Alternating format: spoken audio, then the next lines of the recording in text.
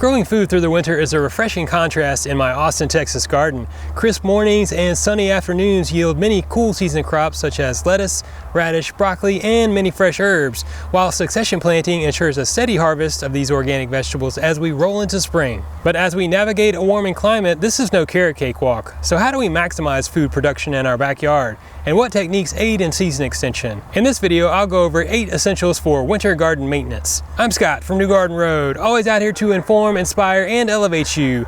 Encouraging biodiversity and restoring habitat is my mission, one garden at a time. Succession planting is one of my favorite ways to grow a ton of food. Essentially, what you have to do is stagger your plantings of seeds and transplants. This can help you to extend and maximize your harvest throughout the growing season. And I like to target some of the crops that are faster to produce, generally 25 to 40 days. And I'm talking about lettuce, spring radishes, and many of the Asian greens. And this season, as I've been planting them out in my raised beds, I've simultaneously been starting seeds outdoors on a seed table. And in that way, whether or not I enact a cut and come again harvest where I just grab a couple of leaves whenever I need it, or I go in there and harvest a whole head of lettuce, then I have something to follow it with. With the root crops, you want to direct seed in your raised beds, and you can just keep on doing that. For example, as I clear out a patch of radishes, I can smooth out that soil and drop in some more seeds to get them growing. The next essential is to monitor for pests. If you're an organic gardener like me, you don't like to spray a thing on your vegetable garden. This is why I get out here and routinely inspect my plants in a thorough manner. If you get out here in the early morning or in the evening, you'll have a really good chance at spotting whatever critter is chewing on those leaves. And at that stage, physical removal is the most organic way to go. If you've got some caterpillars,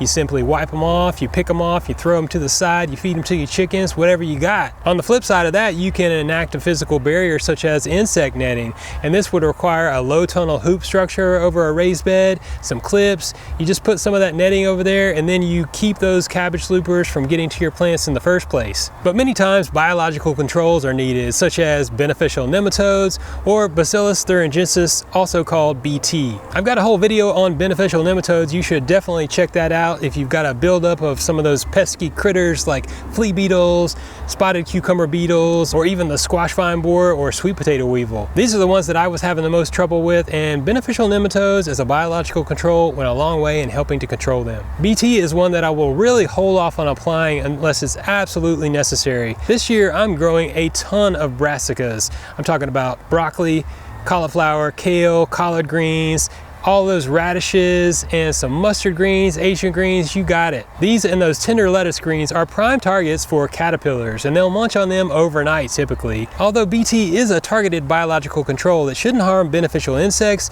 it's still one that I avoid using. I mentioned regular physical inspection of your plants. When it comes to caterpillars, one of the things that I'm looking for primarily is the clusters of eggs that you'll often find on the underside of the leaves. Now these can be just about anywhere on the leaf structures, but typically they're right about the spot where the caterpillars can hatch out and start to eat away. To me, they kind of look like a flat booger. They're really essentially a cluster of eggs covered in a mucous membrane. So yeah, it's kind of a flat booger, but if you see them and you physically remove them, you've avoided an outbreak of caterpillars 100% organically. At a certain level, I think this is reasonable to keep up with, but if you start to see them on a higher percentage of your plants and it's more comprehensive throughout your garden, then something like BT might be a good call. But you want to be careful with it and avoid applying it to any butterfly host plants. Although we might not have too many butterfly caterpillars in our gardens throughout the winter, it's something to be aware of. Remember to harvest and prune to stay in tune. For many plants, you can simply target the older and lower growing leaves. This will do a great job of stimulating new growth, but also you'll be able to visually inspect them for any pest insects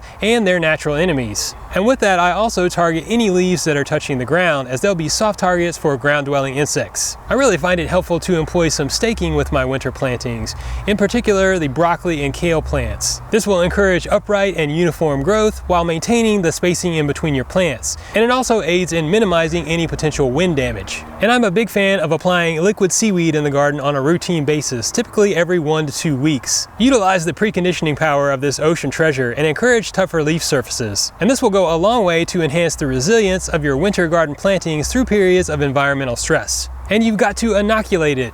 Compost extract is one of my recent fascinations, and this is really easy to apply in your garden. As an alternative, you can simply top dress around the base of your plants with compost or worm castings. This will add beneficial microbes to the soil that will work with your plants, make them healthier, and grow you more food. Consider supporting this work by joining my Patreon, and together we can sow the seeds of sustainability for many seasons to come.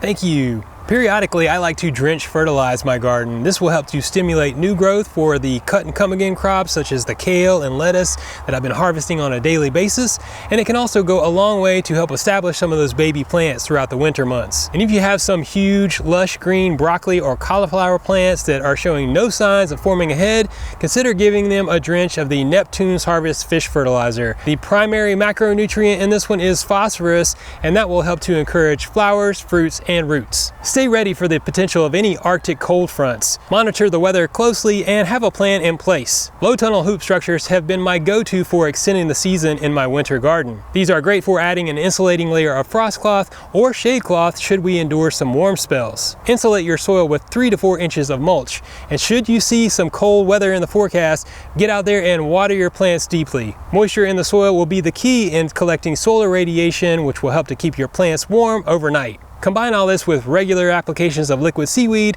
and you'll be on your way to a successful winter garden.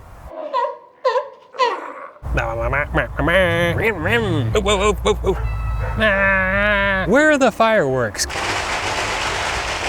And that's it. Really is a symphony here. The urban garden. Terrible. Bug. Some things can't be overcome. Now check out more awesome gardening videos on my channel. Like this video and follow New Garden Road for weekly content. You can grow your own food. Keep it organic.